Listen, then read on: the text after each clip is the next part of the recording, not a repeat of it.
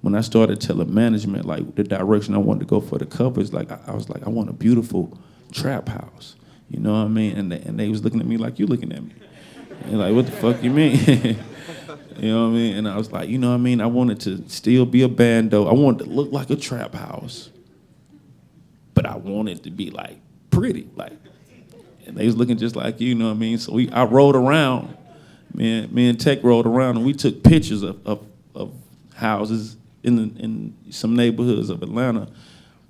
And I was originally gonna do like some post, like color correction, like, you know what I mean, to make these images that had weeds and stuff growing through the concrete and all of that. I was gonna make that beautiful. I was gonna make the image, the sky, you know what I mean? And then something hit me and said, you know, this dude, Trouble Andrews, really had a grip on the culture as far as like rebirthing Gucci with the Gucci Ghost. I'm like, you know, I'm wearing Gucci now. I enjoy, you know, dressing and everything, and I just reached out, and like for someone to be involved in fashion, art, and me to be involved in music, I thought it was a good marriage, and I just pitched the whole idea about a pink trap house, like painting, like art, you know what I mean, just something, and it worked out, and that's how we have That's everything. Dope. Give it up, man. Give it up for the pink trap house. I mean, I was so jealous being in New York. I didn't get to go to Atlanta for. I actually had. I can't believe you didn't do the trap. that. You know, I had some things going on, bro.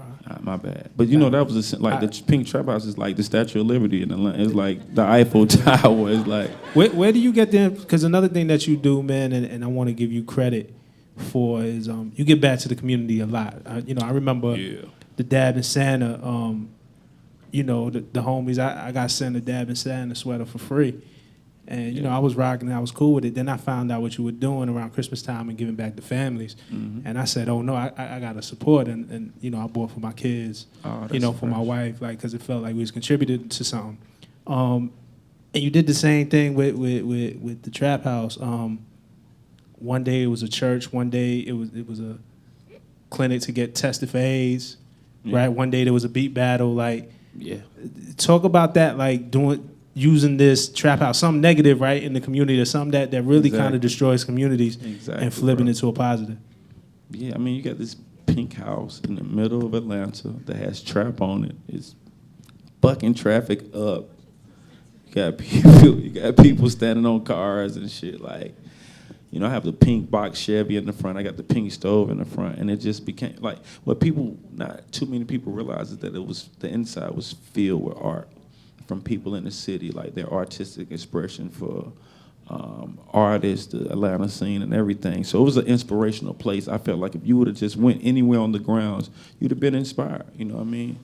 And you know, the neighbors didn't feel so good about it because I don't think that anybody knew it was going to be this alarming. Like, as far as being one of the top 10 most Snapchat places in the world is the Pink Trap House. If you look it up right now, it was where people traveled, I think, from distances as far as Australia and definitely New York. So it was a situation where it was interactive marketing at its finest. You know what I mean? It was my listening party was there.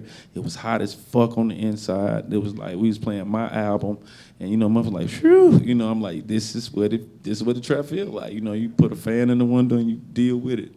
You know what I mean? And so, you know, obviously I put air conditioner in there after my listening party, but for me, it's all about giving people that experience, because I can't make this up. I didn't fabricate my life. I really came from a lot of that stuff. Although I do have diplomas, degrees, family, and everything else that I feel like is really cool, I really came from that kind of background.